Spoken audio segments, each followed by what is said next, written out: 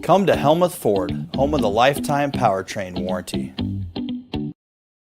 Hi, this is Stacy from Shetler Insurance Services. Come see me on the east side of the square in Sigourney for all your insurance needs. Make plans to spend the night of the 4th of July at the Keswick Tavern, as Luke Fox will be performing live from 8 to 11 p.m. with no cover charge. The show will be outside in the alley. Stop by and enjoy some live outdoor entertainment with Luke Fox at the Keswick Tavern. Luke is an Iowa country artist who plays Americana, roots, traditional, folk, and a whole lot more. So wrap up your 4th of July at the Keswick Tavern with Luke Fox from 8 to 11 p.m. Attention Iowa business owners. Is your business missing sales because you're too busy to follow up? Every missed call or delayed message could be costing you money. At Easy Biz Tech, we help local businesses stay ahead by automating customer follow-up, so no lead gets left behind. Missed a call? Our system texts back instantly. Need personalized outreach? We send automated texts, emails, and even use AI-powered voice agents to connect with your customers 24/7. Stop losing money because of slow follow-up. Contact Easy Biz Tech today, where Iowa businesses win online. The Keokuk County Expo in Sigourney presents the Faster Horses with opening act Neva Alden in concert Friday, July 18th at the Keokuk County Expo in Sigourney. The Faster Horses are your one-stop shop for both kinds of music, country and western. If you like high-energy 90s style country music, you're gonna love the Faster Horses. And Neva Alden is one of the best up-and-comers on the Iowa country music scene. And don't forget about the 3rd annual Fair Kickoff Cook-Off on Saturday, July 12th. It'll be here before you know it. The concert at the Keokuk County Expo in Sigourney on Friday, July 18th.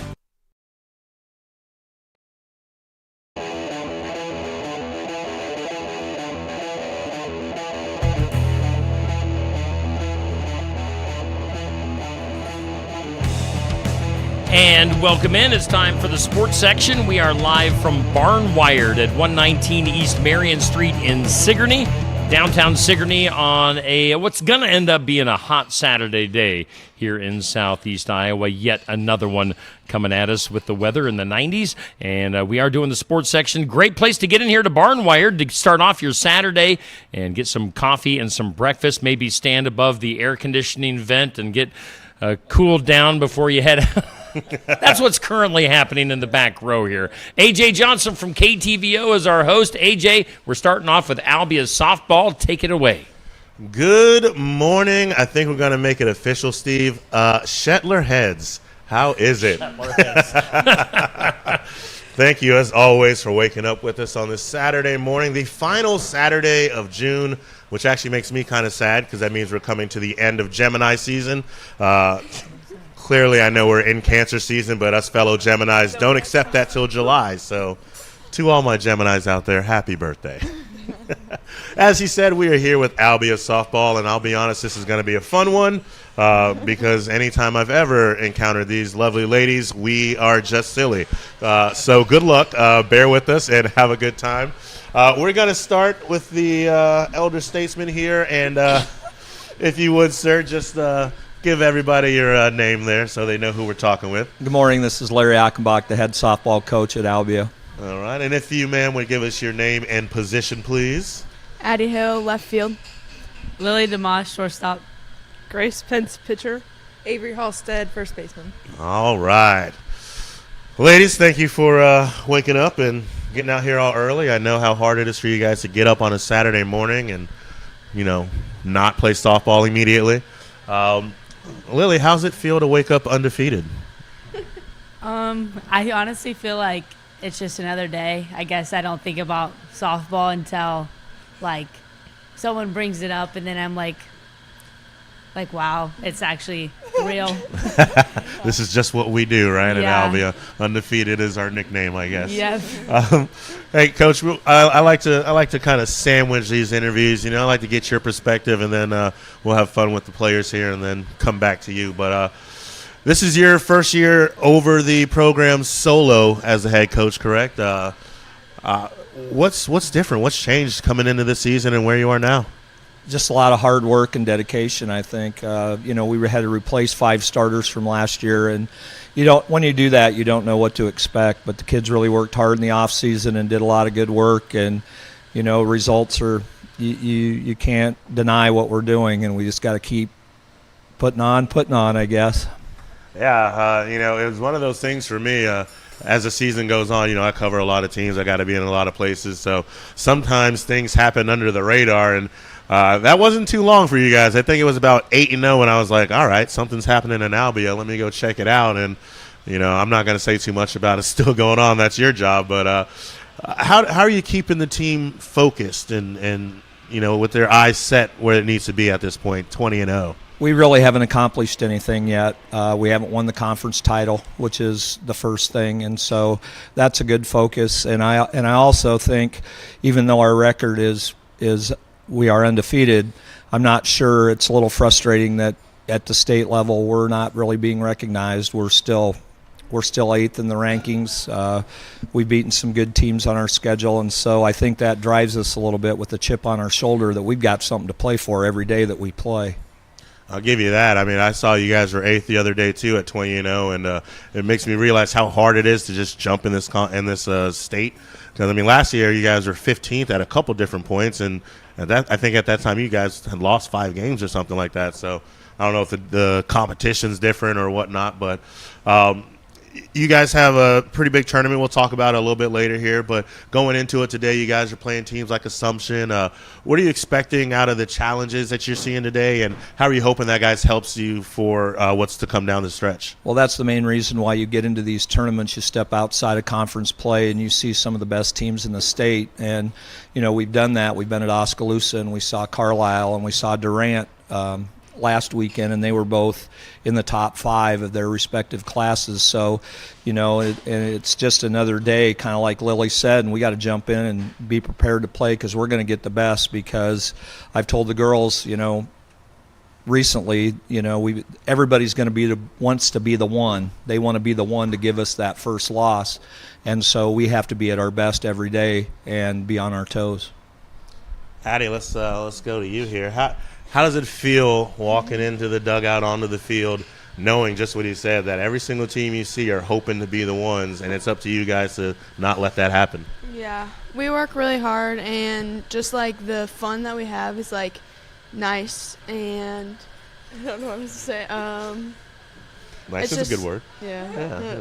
It's nice. I get it. It's just a fun experience to go out and play our best. Would you say the confidence is pre-game, post-game? Like when you go in, you're undefeated, but things could go wrong, but you're sure that we're not going to slide, or is it more like, okay, we got that done, I never gave it a doubt? I think our confidence is really good. We as a team know what we need to do, and we are confident in each other to get the job done. You got a fun spot in your batting lineup. How do you enjoy where you get to hit the ball from? With your bookends on either side of you, who's up in front of you, who's behind you? Yeah, Aaliyah does a really good job getting on base, and my job is just to move her around and do my job so the other people can hit them in, and it's just really nice. She makes it pretty easy, always getting to second base to start off, right? Lily, you are one of the seniors on the squad. Junior. Since when? We only have one senior. Since. Did you put it on bound wrong? I could have sworn I read this right. Well, we put in for a red shirt. All right. Well, confession, I just got really happy. That means a whole nother year of basketball and softball with you. Let's go. Oh, you're going to be embarrassed next season. Oh, man, I can't wait. Awesome. All right, well, you're one of the juniors on the team like I originally said. You had the luck of being there last year. You guys 19-13 to finish the season. You've already passed that win. What do you feel is different about this year's team? I think the difference between last year and this year is some of us are more as a team, I guess. Last year we were as a team, but this year it just feels like we're a family as well, and we're all together and playing for each other. I hung out with your dad yesterday for a couple innings. We had a little blast talking about you. He wanted me to ask you if if you feel the kookiness runs in the family. The what? The kookiness, the silliness. Oh. Do you get it from your dad? No. You sure? No. I get it from my grandma. I don't know. I mean, we had some jokes for a couple innings. It was a good time, and he'll still manage to pull out the win. So you guys have that in common. You can make some people laugh and still get the job done. Yeah. So be honest. You're 20-0 right now. Did you see this coming in the beginning of the season? No. I knew we were good. I knew we were gonna be good based on spring ball and stuff, but I didn't think we would come and beat teams that were ranked in higher classes or lower classes. But I knew we were gonna be good. I had that confidence, but I guess I didn't expect us to be 20-0. But now that when you're on the field, what do you think it is that sets you apart from these other teams? I think whenever we're on the field, it's we can still manage to talk a lot and communicate in a softball way, but also in our own way, I guess, but still get the job done and win. What's up with you falling all over the field all the time? Oh my gosh. No, that one at Fairfield was awful. That was awful. I think now I've been to, I want to say about 3 games now, and I can always count on you to give me a little stumble. I think it's just all the games you're there. I think you're the bad luck. That's going to be a fun reel. Let's go to the back row. We'll start with Avery. I know she's cold, and maybe if we get her talking, she'll warm up a little bit. You making it through back there? You surviving? Just a little bit. All right. I am standing over it. Oh, smart. There you go. I actually wrote one, so I should probably use that one.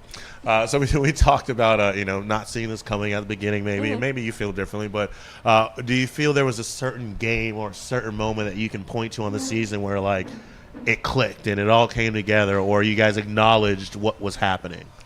Not necessarily. I think in the beginning of the season we were really focused on just doing our own job, and we're kind of still doing that. And if we can keep the other team at a pretty low score, and if we get our bats going, we don't really have an issue. Some games we've been a little slow to the start, and I don't remember, Knoxville, I think.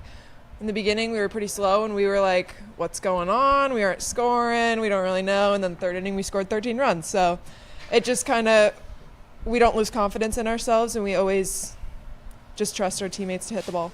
Yeah, I've been lucky enough to be there when your bats are working. I don't think I've been to a game yet where you guys have put up less than 9. But that also seems to kind of be the magic number. A lot of your games recently, it's been that 9, and the other side being 0, which I also find impressive because if your bats aren't working, you guys can also get it done on the defensive end. Where do you see your strength on the defensive side of the ball?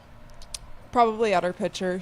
She's really good at moving the ball around and making the batters see different speeds and her ball moves a lot. I'm glad I'm behind her and not up to bat against her. So, but I also think that we've put confidence in Grace that she doesn't have to strike out every person and that we're behind her, and our defense can do their job just as well as she can pitch.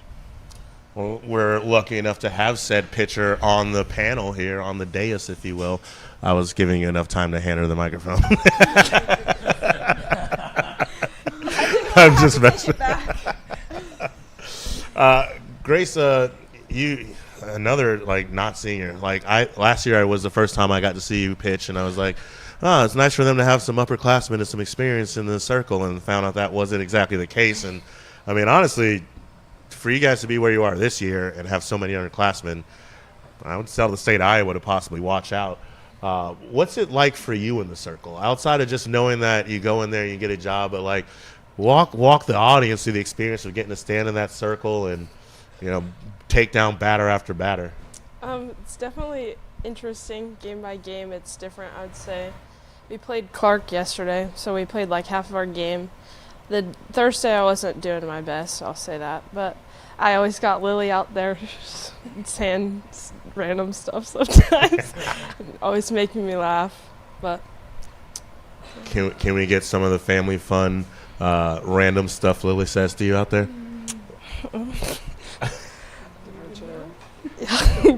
throw her the chair. I'm sorry, we one can't from hear my you. Grandma. Say it loud. Throw her the chair. That's a grandma one too. I don't. Lily, what does that one mean? did come out last night. Make him go back to the bench, sit down, think about their at bat. Throw him the chair. I like it. Grace, one of the things I've been lucky and unlucky about, I haven't actually got to see you pitch that much this year. I've got to watch Addie in the circle a lot, and I'm honestly just as impressed. And little birdie at the end of the panel here told me you had a pretty big influence on her pitching style. What are some of the things that you've done for Addie that's allowed her to be just as successful, in my opinion? I just tell her, you need to just go in there, do your game. The defense has your back always. Like, just go in there, relax, and everything will be fine. What does that do for you guys as a team, knowing that when you're not in the circle, you guys don't really miss a step? I think it's just nice to know that, we have two really good pitchers, have a good defense behind us. They can make their plays, prove that against Carlisle and the Wind. And our bats have definitely been on fire this season. Let's come back down to Addie here in the front. You're like, no, I thought I was free. I thought we were done. You guys have Washington today, the Washington tournament today. 2 games versus some tough competition. What's your focus stepping in today for getting ready for these games? We obviously know it's going to be a tough competition, but it's literally just another game, and honestly we have something to prove to everyone, and it's just going to be a fun experience to get this competition because this is what we might see if we go to state. We'll do one at a time here, so that's good. You can breathe now. You can relax. Woosah. Lily, I know Coach Larry's been around the program for a while, but as we mentioned, it's the first year he's taken over solo, and I know it's a little pressure because he's sitting right there, but what's he brought to the team this season that's kind of turning you guys in the other direction? I think he can yell at us, but whenever he yells at us, it's because he cares and knows that you can do better. And so I think it's a good thing whenever he yells at us, and other people can view it as oh, he's a mean coach, all this and that. But I mean, you're not going to be a good team without a coach that cares about your team and cares about winning and stuff. So with him getting on us, but then still realizing we are girls, we understand stuff differently, and I think that he brings a big part to our team with that. Grace, what's been the best part of this season outside of being undefeated? I would say our win against Carlisle. That was a big moment for I think as a team. In that game, Carlisle's been a good squad for a couple years now. What would you say was the biggest difference between what you guys were able to do and what Carlisle put on the field? They were putting a lot of pressure on us, but I would say we were relaxed the whole game, which was huge. If we would have been tense, there could have been a couple moments where we made a couple of mistakes, but we were relaxed and played really well. Avery, I got a fun one for you. Oh, great. You guys do something pretty awesome every single game. Oh, yeah. Tell me about the third inning party. So, actually, last night Lily told everyone that they better have a hat on their head, otherwise they're getting kicked out of the group chat tonight. So, basically, once it hits the third inning, we start yelling that it's party time. And we got this from UCLA, I think. And so we all put on party hats. Lily has her party bag. Typically, we have the bench decorate the dugout if we can. So they put up balloons and banners and all that stuff. We take Gatorade shots out of little styrofoam cups, and then basically I think it's just a good way to get our bench included and hyped up to, I think it really helps our at bats because everyone's yelling and it's very upbeat, and it kind of helps with the mood of the dugout, especially if we're having a tough game. I'll tell you, I was invited to one of the third inning parties, and it made my day. I had a nice green hat on, and I was very sad I had to leave and go back to the office. I was the lame-o that left the party early, so thank you guys for still liking me after leaving your party early. I think I really like that. I've seen it time and time again. It wasn't just we had a fun Saturday once. You guys use that as something you guys do as a team and hype up the camaraderie. And I do think it's, that could be the difference of a bad game turning into a good game. And so I wanted to bring and highlight that. I remember, so I got a photo of all of it in the bench, and I go back to edit it and to put it on the highlight. And I was like, all right, I'll get them with the hats on, but something tells me I shouldn't put on the news that they're taking Gatorade shots, because they're not going to know what's in those cups, even though I do. And yeah, so I kept you guys safe on that one, but glad you're hydrating. They're hydrating. It's okay. Coach, we're going to come back to you for some seriousness, and then we'll have one more fun moment with the girls before we get you guys out of here. And you guys have been doing fantastic. Appreciate all your awesome answers here. Coach, I'm going to keep saying it because it's the fun part, undefeated and 20-0 at this point in the season. I know you're the only undefeated team in Class 3A, if I'm not mistaken, maybe the only one in the state. Let's talk about on the field. What's the offensive philosophy, the defensive philosophy? What is it that you preach to them about your game plan and your gameplay that keeps you guys in the win column?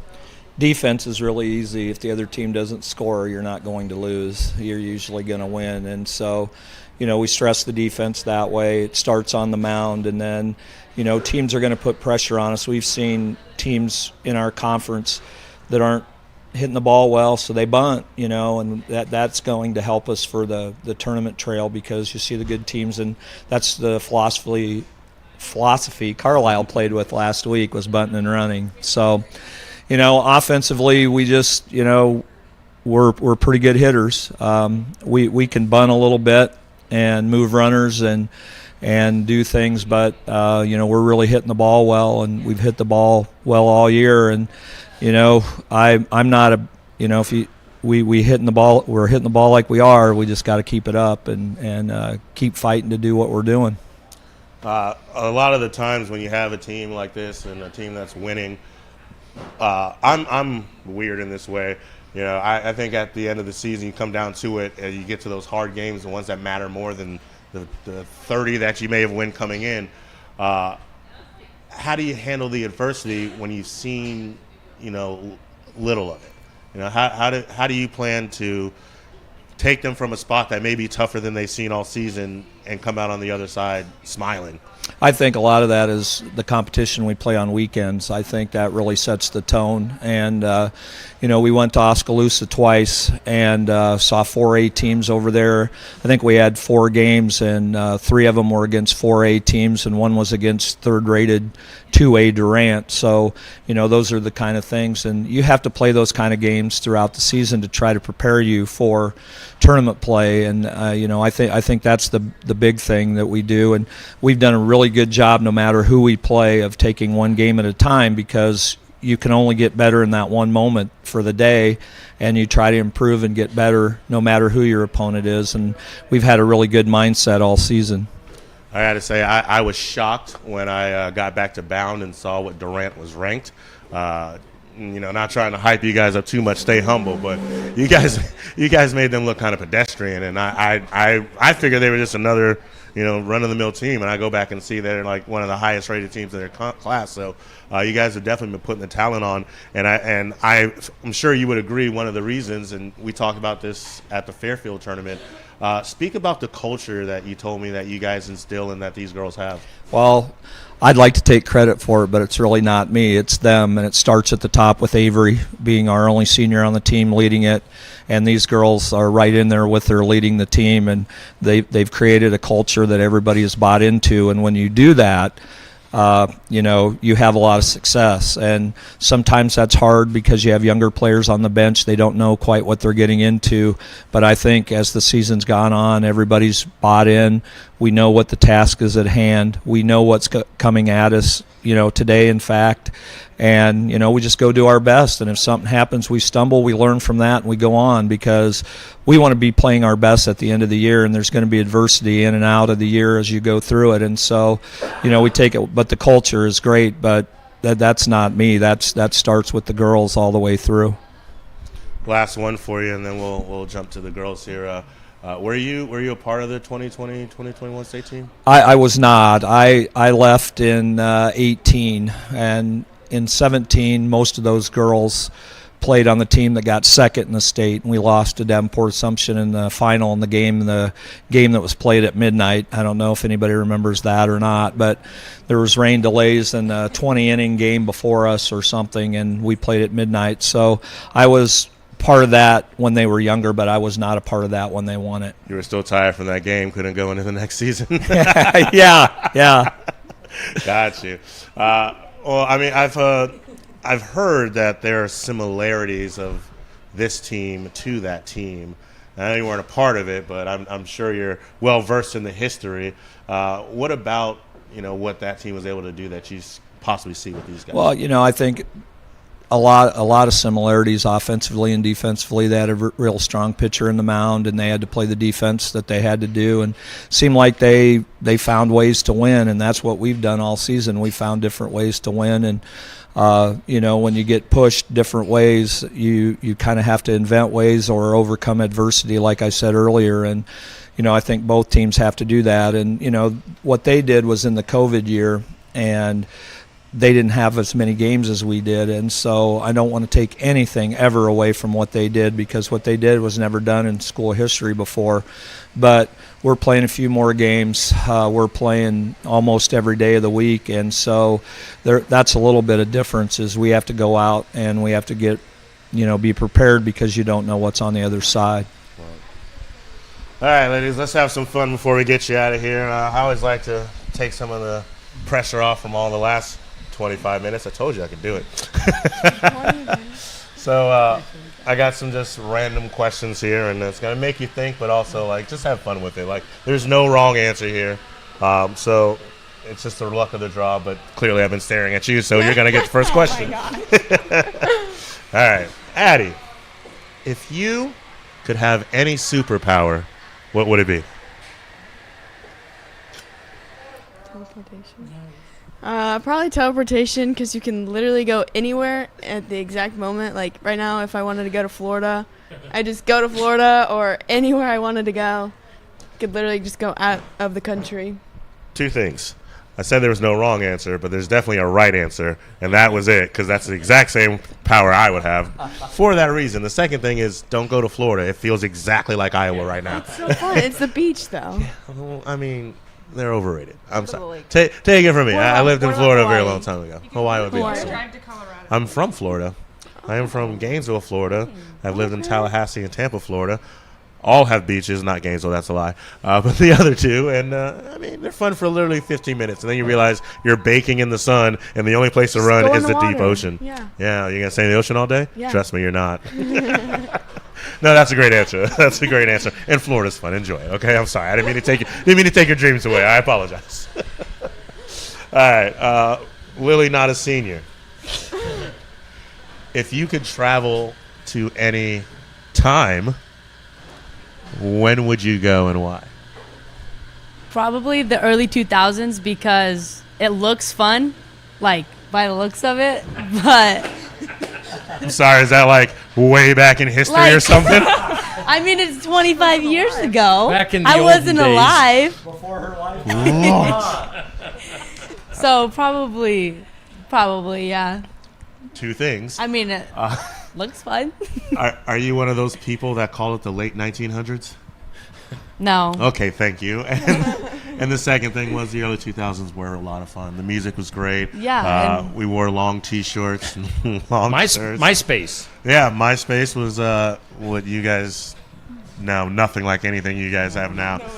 But it wouldn't. Nothing you guys have would exist without MySpace. MySpace was Facebook before Facebook. Oh, Grace probably knows it. Instagram and Twitter before all of it, except you could put music on it. Ooh, and you had a circle TikTok. of friends. No. Oh. No. Videos weren't like they are now. That's when YouTube happened in 2005. And yes, I'm clearly old. All right, we're going to move on before I keep aging myself. Thanks, Lily. It's my fault. I asked the question. Which one wants to go first? Grace, you got it. Okay. All right, cool. Avery. If you could have any fictional character as a best friend, who would it be? Like TV show, book, movie, any fictional character. I can't think of any fictional character right now. No, you would say Dora because you know Spanish.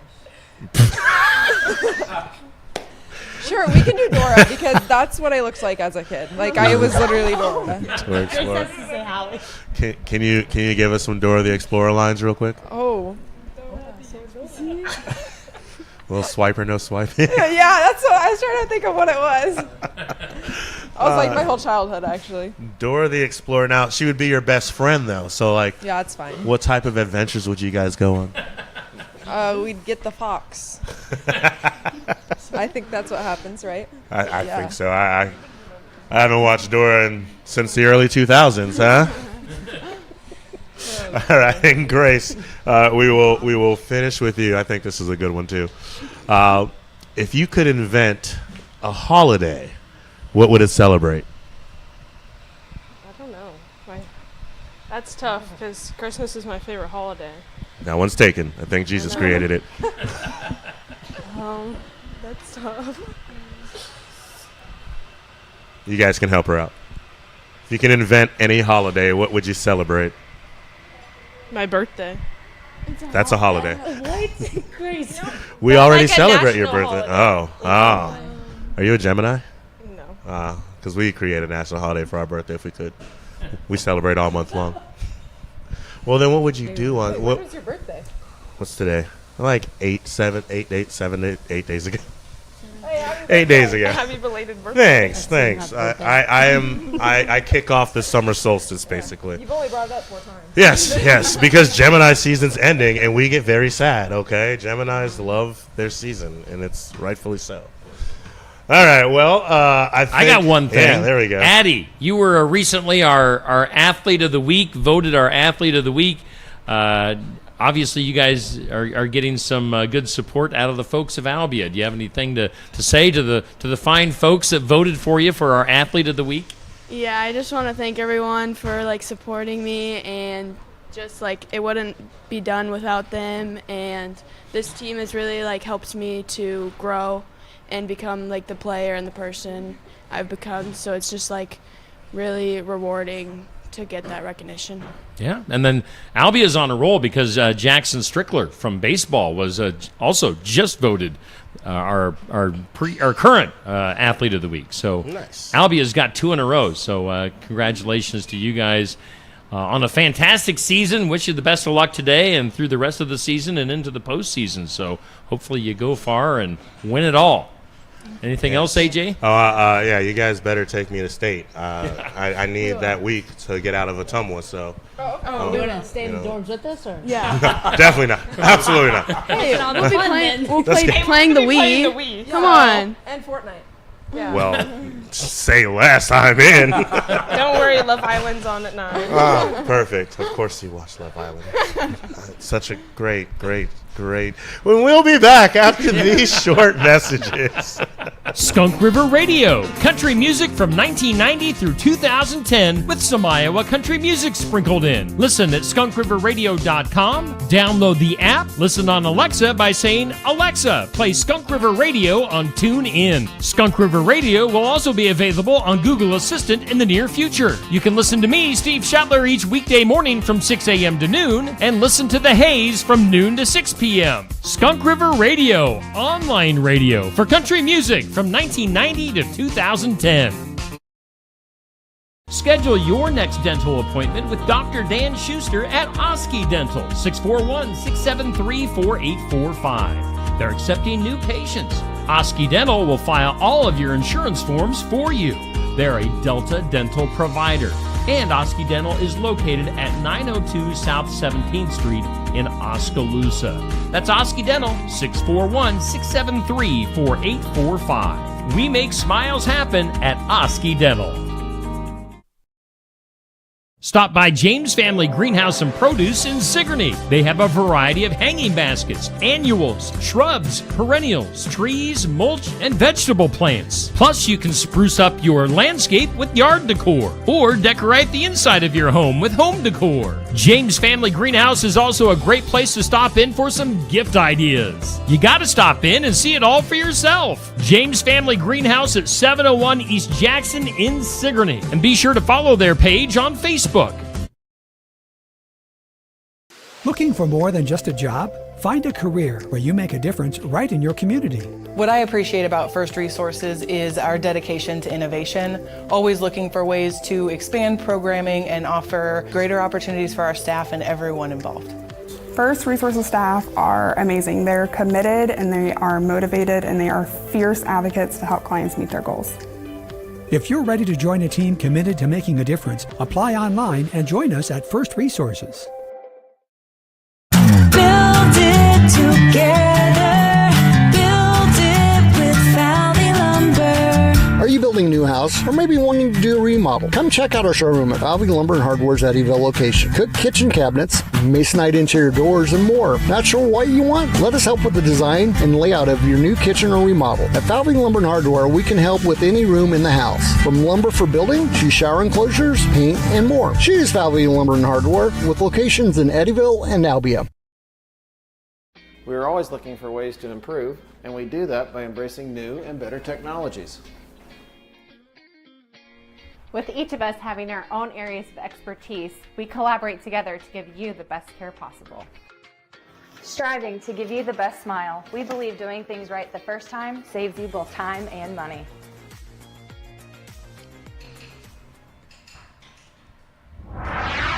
All right, we are back here on the sports section. We're live at Barnwired in downtown Sigourney, south side of the square, 119 East Marion Street. Stop in for some breakfast and coffee to get you going on another warm Saturday here in southeast Iowa. We thank Albia Softball for being on the show. Undefeated Albia Softball. What a fantastic season they are having. And now we welcome in a guy that I've just barely seen at all the last month. In fact, I can't even hardly remember his name. Oh, wait a minute. It's Josh Clubb. Josh and I have been on the road. We've been spending so much time together. It's like we're married. He's my other partner in life, Josh Clubb, hanging out now with A.J. Johnson to talk about brackets. Guys, take it away. Morning, Josh. Appreciate you stepping in and coming to hang out. And we're getting to the best part of the season. It's postseason. It's a two-edged sword, though, because while it's great and you love the play, it's all amped up, it also means it's coming to an end, and then there's nothing to do for 3 weeks. And yeah, that's one of my hardest times, like finding content in that dead period. I tell you, So, I'll use this moment. If anyone's got any stories between July 25th and August 29th, AJ Johnson, KTVO, feel free to send me a Hey, AJ, I'm trying to help. Yeah, you know what story I got for you. Yeah, that's a good one right there. Well, to be continued on that one. Stay tuned. But yeah, we got some good teams getting ready for the postseason, and I feel like it's a blessing and a curse that they released the pairing so early, Yeah, they do, especially baseball. I mean, Right. Baseball has been out for a little over a week now, I think. Softball came out yesterday. You still got a week of regular season left, and so basically what happens between now and the first round of regionals, different coaches do different things. Yeah. So it's nice because you know what you got up against you, but it's also like you said, it's kind of a little bit of a curse because then I think the quality of the competition kind of goes down because now it's time to try things that we wouldn't normally try and stuff like that. Yeah, that's a good point too. Just like the thought process and the mental game of how you manipulate your lineups or move people around in the field. I made the point. I was talking with the Centerville softball coach yesterday, ironically about baseball, and you think about, like you said, they've been out over a week now. I think about a team like Cardinal, who we had on a couple weeks ago. They were having a heck of a season. At that point, they were 12-4, and they get their pairing. They get a bye for their game, and then they come out this past week, and it was a tough week. They had Sheraton, who was at the top. They had Knoxville, who was teeter-tottering second and third with them, but they lose 3-4 in a row, including a game to EBF, who had only won 3 games on the season at that point.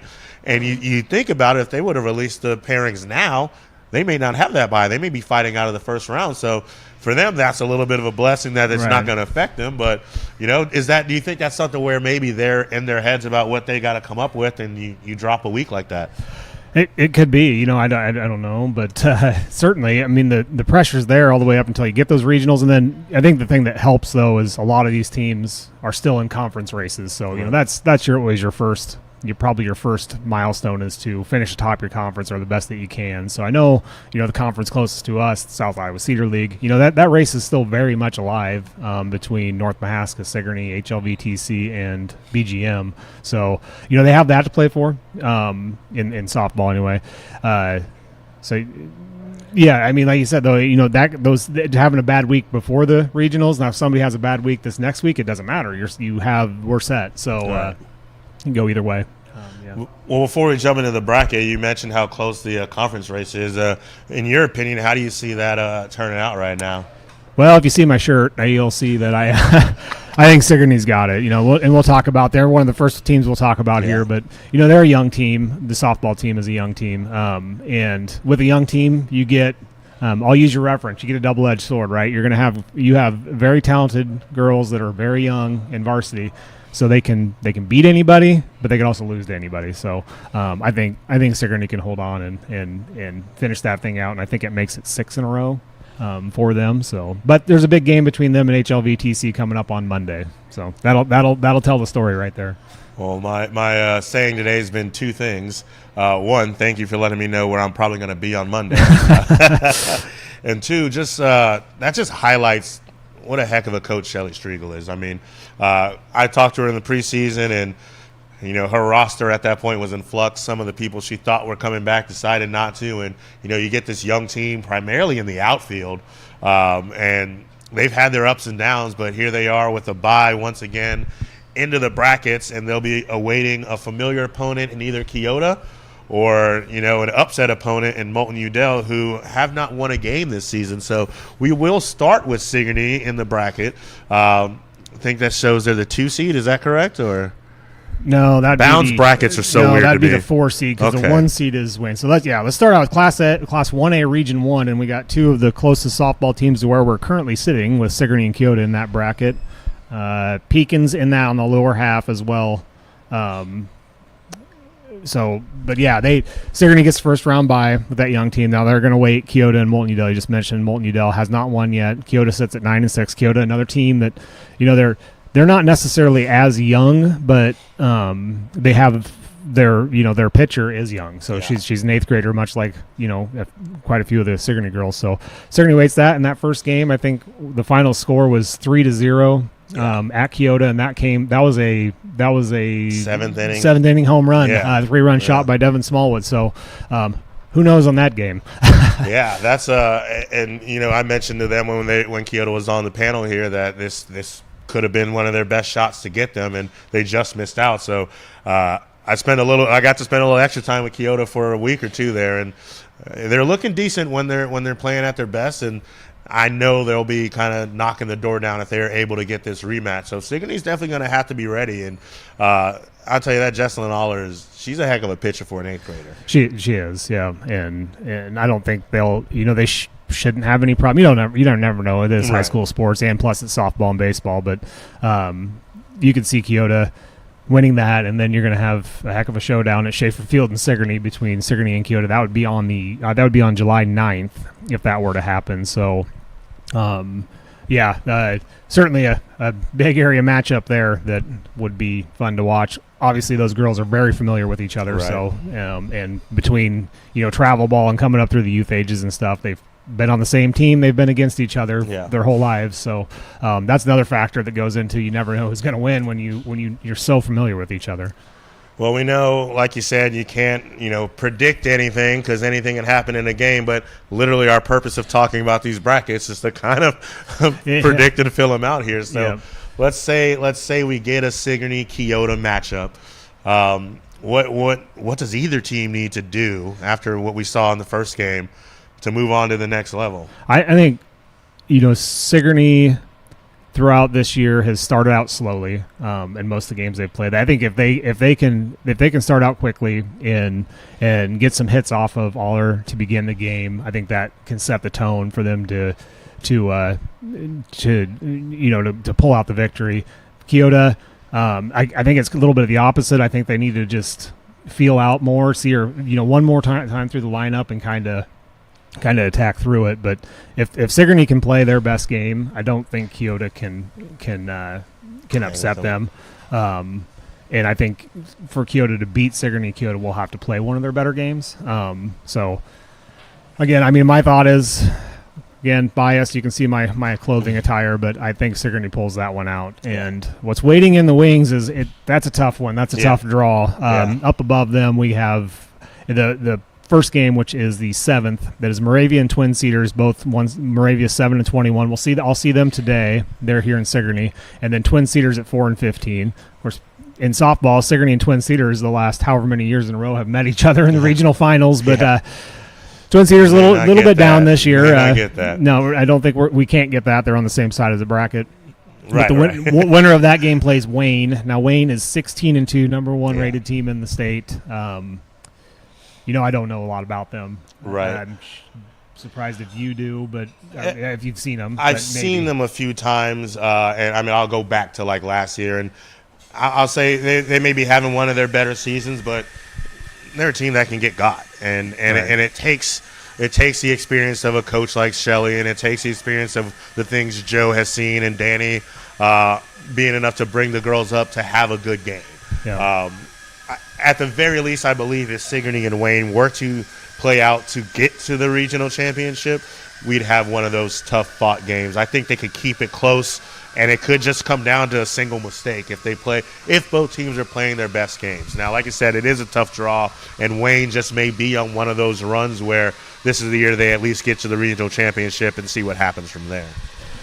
Yeah, and I said it at the opening of this bracket, and I believe it. Sigourney is, and it's that leadership of Moore and Aller that they have the experience. After that, it's a lot of youth, and if those two can help Shelley lead that team, I mean, they can beat anybody. I really truly think they can. I agree. Joe Moore is one of the better pitchers in the state of Iowa in Class 1A.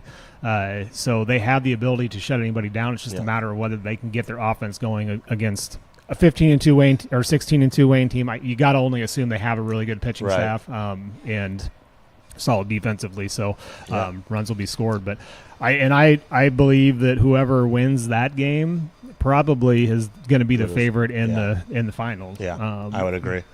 Bottom half there we have Mormon Trail and Pekin.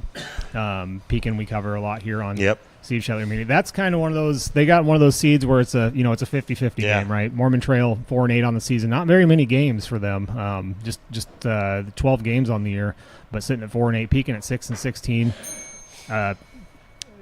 Pekin, I've seen them play a lot, and there's a good version of Pekin, and there's a not so good version of Pekin. Yeah. So if you get the good version, I think they win that game easily. They certainly have hitters with Maya Bainbridge, Carly Gamble.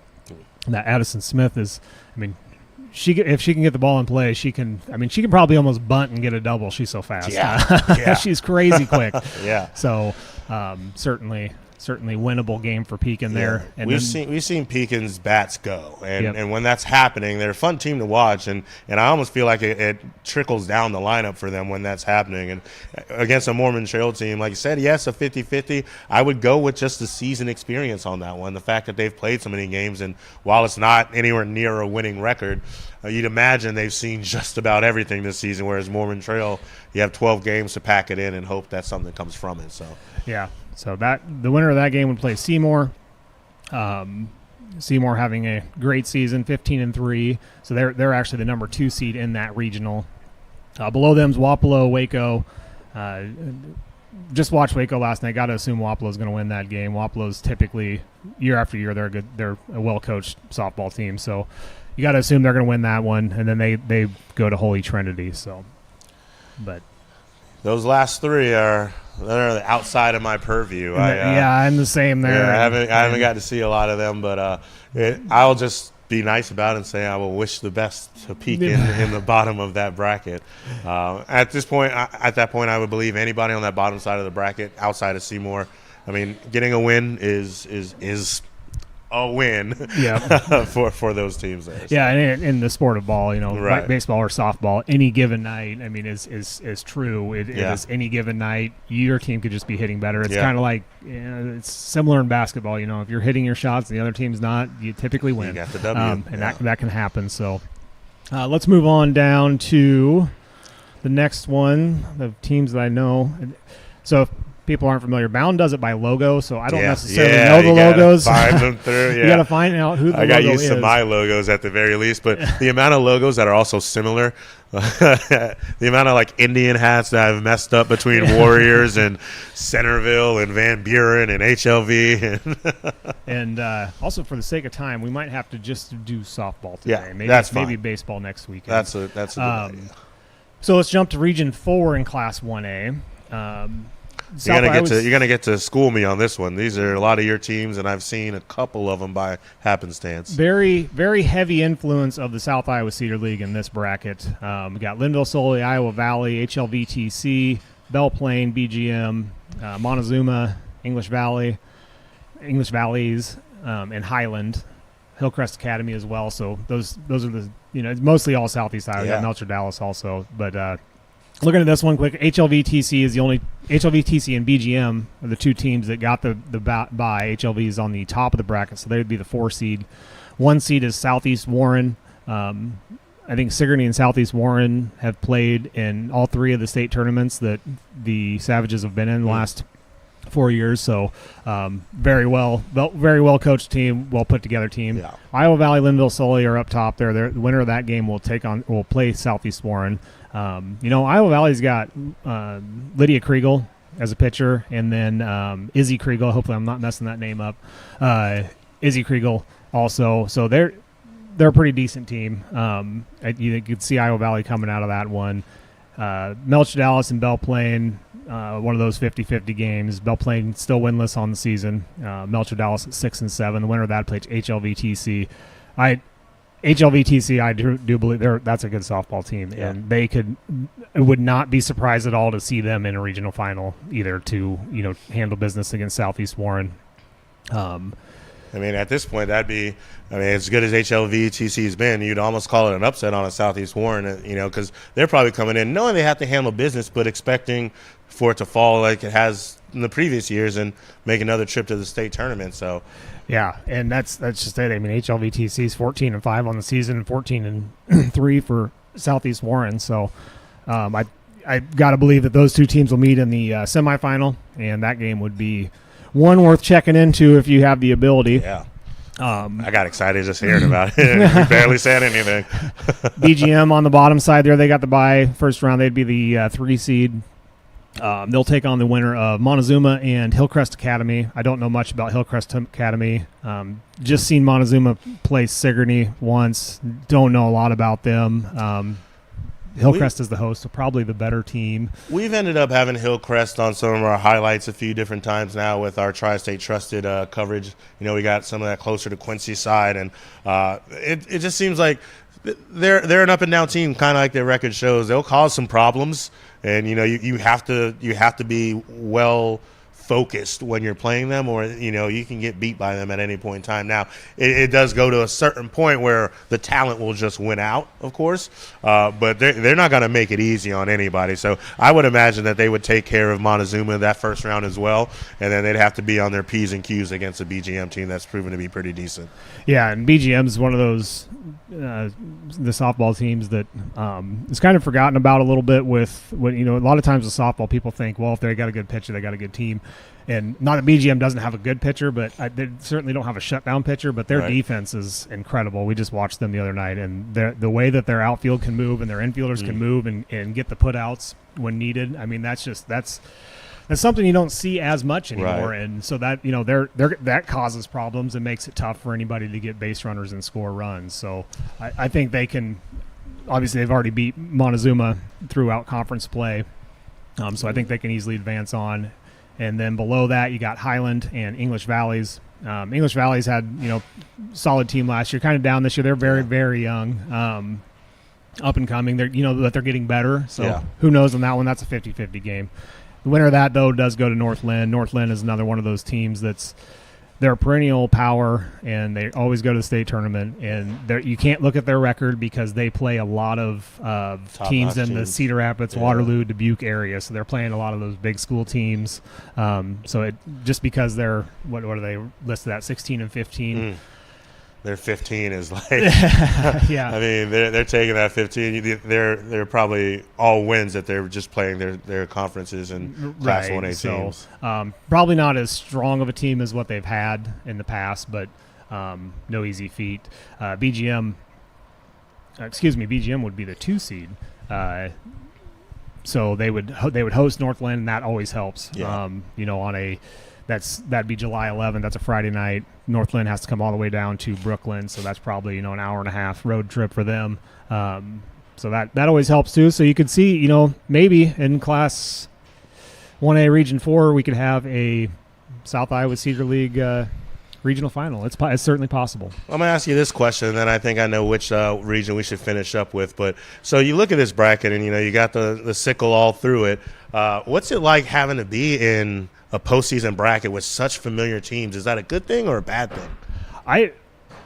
I think it's good if you've clearly shown that you're the better team than them. Now, when you talk about teams like the Sigourney and Kyoto thing, if that's almost like not good, especially if you're Sigourney and let's just metaphorically speaking here. Say you beat them 2-1 and 3-0, right? Yeah. You're not comfortable that you can beat them every time, and this is the third time. Right. And It's hard to beat a team 3 times. In every sport, it is hard to do it 3 times in the same season because you made them mad basically, and they know everything you're going to do. And so I think in this scenario for HLV and BGM, I think it's a good thing. Yeah. But for the Sigourney and Kyoto thing, I don't know that that's such a great thing to have that. Well, since they were on the show, let's wrap up with Class 3A. I want to say it's Region 8 down there. You see Albia right there. Yep. This is kind of the same thing we were just looking at, where this is it's filled with a little bit of the SEC. We got some SEC teams in there, and I got a lot of my area teams in there. So you look at the top of the bracket, Albia has Clark to start. And what's interesting about this side of the bracket, this is your conventional 8-team bracket. There's no buys. And if there was a team in the entire state that earned a bye, it's undefeated Albia. Yeah. But instead, they have to play in the first round. But luckily for them, they're playing Clark Community, who they've seen now twice on the season already. They just played them and beat them 8-1. So probably feeling comfortable about what's happening there against Clark. And that's one of those things where it may be hard to beat a team 3 times, but I don't think that's the case in this situation. So I would assume they're going to move on through that. And then they have Fairfield, Davis County, 2 of my area teams that are playing. Davis County just got a decent win last night against Centerville. But they're up against a Fairfield team whose record is not indicative of who they are. So they're sitting at, 15-12 right now? Yep. And I can tell you, at least 2 of those losses came in an Oskaloosa tournament where they're playing 4A teams. They've got good hitters with Lily Bergeron and I forgot her name. I want to say it's Kylie Sester. I'm sorry. You can yell at me when I see you. But that's a game that I feel can be a toss-up. Davis County has a great pitcher in Lydia Barker, and they know how to hit the ball, and once they get going, they know how to run the bases. They know how to move people around and get the job done. And that's what I saw last night against Centerville, where they came out 5-2. That's just a hard draw at the top, though. I mean, if Albia continues the way they've been going, and from what I've seen, there's no reason to believe they won't against this type of competition. The bottom is where I kind of get a little blurry because Centerville is the only team I know here playing Clarinda, who is not in their conference, but in the class that they see quite often. I think you got 50-50s there to go on and play Atlantic against Harlan Community. So Centerville's kind of got this thing where they got a great pitcher who's a senior, and Adriana Howard. I mean, she's just an athlete. I mean, she's a superstar basketball player, but really good in the softball circle, really good at the plate in her approaches. She's the reason they, I think she had 2 RBIs last night, which would have been the only 2 that they scored. If she can keep the team ahead, she doesn't make very many mistakes, they have a very good chance to at least move on through one game, and then you just have to be on your P's and Q's. So tough bracket either way. I think you end up seeing the best teams go to the regional out of this, and you see Albia versus Atlantic. And then who knows at that point. Yeah, and, I haven't seen much with Albia. But just watching, I was sitting here at the table as you were talking with the girls, and the way that they talk about it almost in a in a relaxed, calm manner, which is, I think, especially in girls varsity sports, that's a big deal to not get yourself overhyped about where you're at and staying focused on the next game and winning them one at a time. And that, and when you can see that in just an interview they're doing on a Saturday morning, I think that goes a long ways to show that they have the ability to certainly make a run, and it'll be exciting to see them. Fully believe they'll make it to the tournament, and then the state tournament will be fun to watch to see if they can find their way to the finals. We're speaking in completely hypotheticals.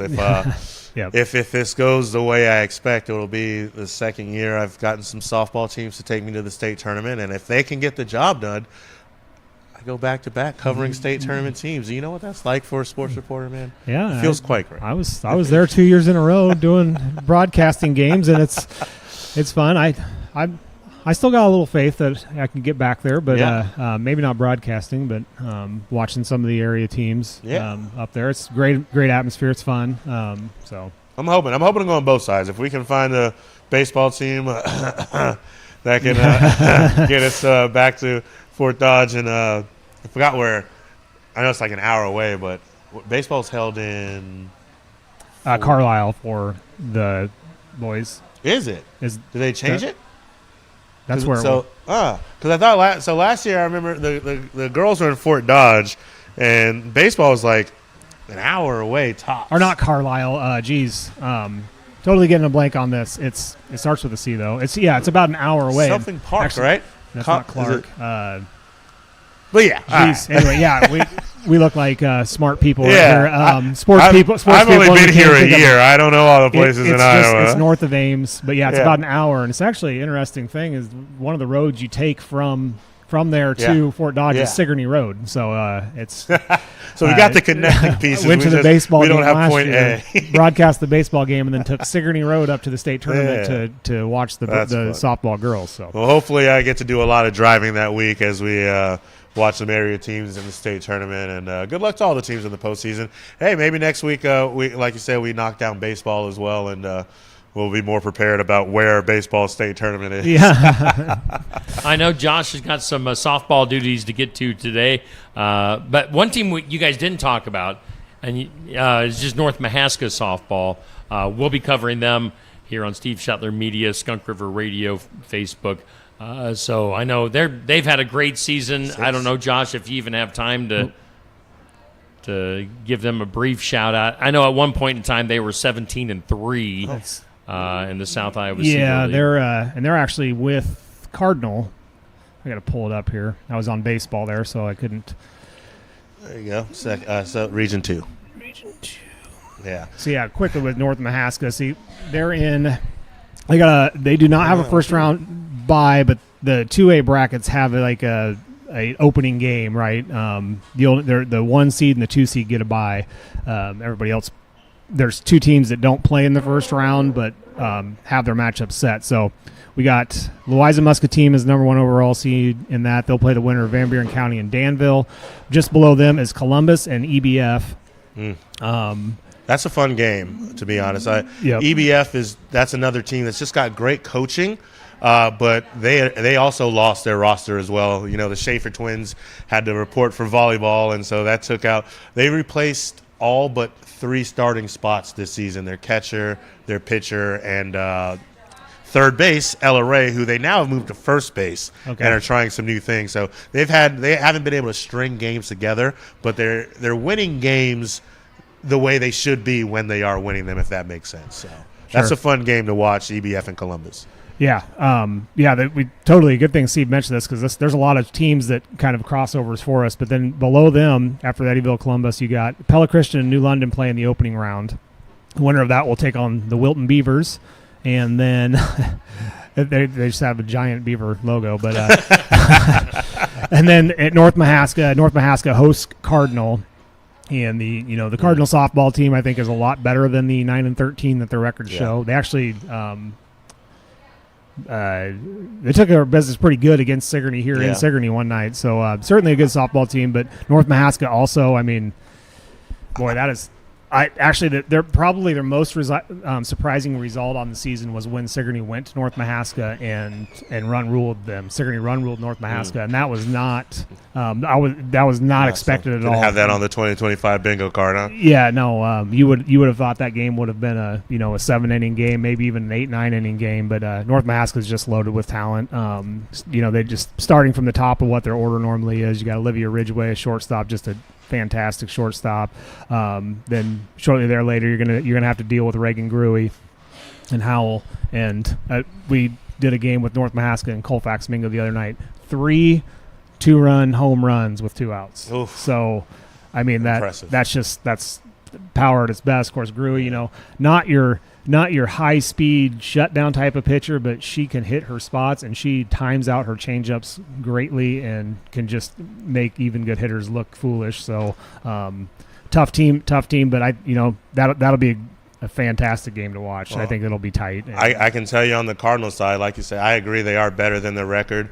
They were a really good team last year, so they just come from good stock. They lost a lot of talented seniors, but I mean they hung with I think at the time number 13 Sheraton last week. They go into the 7th inning and it's 3-3 against a Sheraton team that's offense has been pretty dominant over the season. And then in the 7th inning, the railings just came loose, and I kind of feel like it's my fault because I didn't cover the first 6 innings, and I get there for the 7th, and I mean they let off 6 runs, but 100% your fault. Coach LaRue, Dustin will tell you they have to be a team that can put 7 innings together, because you're right, when they come in and they put the wood to you 9-1 on a Sigourney team and they start fast, they're hard to beat because they don't give up leads like that. But if you're holding them down and you get to the 7th inning, if they haven't put it together, that's where they get in trouble. So if Colby Sainer can get going and Macy Grove can get going, it's going to be a tough game for North Mahaska, at least for a couple innings. But is this a place where we see just the talent win out? It could be, and that's just what you don't know. But the North Mahaska on the same side of that, I think they could, with their firepower at the plate, they can come back from any deficit. Yeah. And if you have a team that has lost those games, has the coaching staff got them mentally to get over that hump that that you can get behind early on in the game and finish strong and still win it. The game's not over in the 3rd inning. Right. It's the game's not over until it's over. So, but I think North Mahaska up and down, just watching them throughout the season, they're a tough team to go through that batting order. Just not a weak hitter in the lineup. So, it'll be an interesting one. All right. Well, Josh, appreciate you coming in today and chatting about postseason softball. Again, Josh, our play-by-play guy that we've done a ton of baseball and softball this summer, and we'll continue into the postseason with North Mahaska. All right, Josh, I know you got a busy day with Sigourney softball. We'll let you go, and we'll take a break and wrap things up with AJ right after this. The mission of Essence of Life Hospice is to provide comprehensive, coordinated care to individuals with life-limiting illnesses and to their families, and to support them in the process of death and bereavement. Our goal is to provide palliative care that addresses the physical, psychological, and spiritual dimensions of service for the terminally ill as an integrated whole. We pride ourselves on providing the highest quality care and are on call 24 hours a day, 7 days a week. For more information, visit essencehospice.com. Stam Garden Center. Transform your indoor and outdoor space with our stunning selection. Visit us today, open 9 to 6, Monday through Saturday, located at 2421 Highway 92, Oskaloosa. Complete Care of Iowa is a medical clinic located in Sigourney, Iowa that provides care to patients of all ages. Located at 113 East Marion Street in Sigourney. Call 641-541-4040. Complete Care of Iowa is open Monday, Wednesday, and Friday from 8 a.m. to 5 p.m. and Tuesday and Thursday from 9 a.m. to 3 p.m. Saturday by appointment only. They're currently accepting new patients. Find more information at CompleteCareOfIowa.com. Complete Care of Iowa. Health care for where you are. Find your Iowa dream home with AE Realty in Montezuma. With unparalleled industry knowledge and local expertise, AE Realty is the Montezuma real estate expert you've been looking for. Whether you're buying or selling, AE Realty can help you get the best deal. You can find AE Realty at 321 East Main Street in Montezuma. Call 641-623-2639 or go to aerealtyinc.com.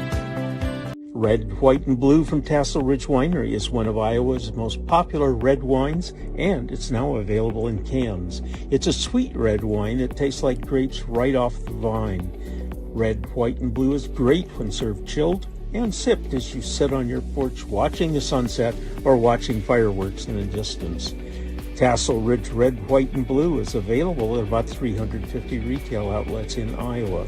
If you don't see Red, White, and Blue in cans or bottles, ask the manager to get it for you. All right, we thank all of our sponsors here on Steve Shetler Media and Skunk River Radio, and we're doing the sports section. We're live at Barnwired.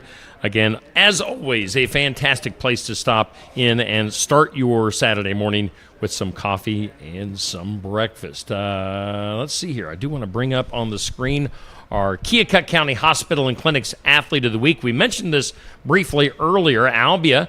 Last week it was Albia softball's Addie Hill. This week it's Albia baseball's Jackson Strickler, voted our Athlete of the Week. So congratulations to Jackson from the Albia baseball team, the Keokuk County Hospital and Clinic's Athlete of the Week. Albia is starting to get on a roll. Usually it's EBF with those Athletes of the Week. Our Team of the Week this week is none other than Keota softball. They had a solid week here last week, which is, of course, what we're voting on. Kelly Style State Farm Team of the Week, Keota softball. You see that cool picture from when they played up in Iowa City at the University of Iowa. So congratulations to Keota softball and Jackson Strickler from Albia baseball, our team and our Athlete of the Week. Let me get you centered on the screen before you bring you back up. Wrapping things up now with A.J. Johnson from KTVO. A.J., you've actually got kind of a down weekend this weekend. It's beautiful. It's beautiful. I'm loving it. I'm loving it. A lot of my area teams are away for their tournaments today, and a little further than I care to spend the company gas. Yep. And so, take care of some stuff at home and at the home office. Yeah. And, prepare to give you guys some really good postseason coverage.